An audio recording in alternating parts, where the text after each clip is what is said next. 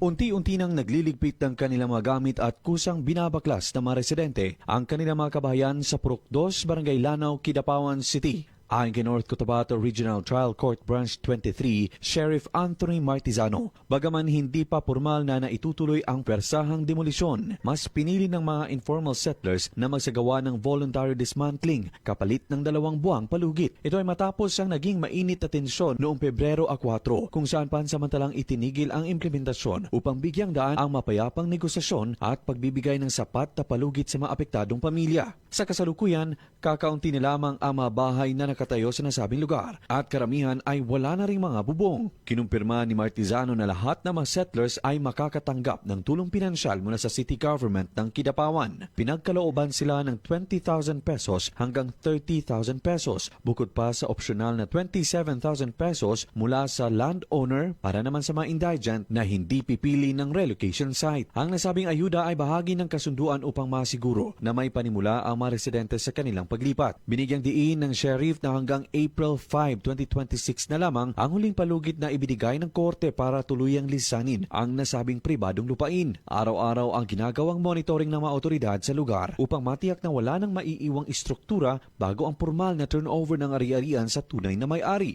Naginay-hinay na og demolish o nagahawa sa ilahang mga panimalaya. As per observation, sir, diya lang sa atubangan, duha naman lang ka panimalay ang naadya karon nga nagtindog o wala nakabungkag sa ilang mga ato.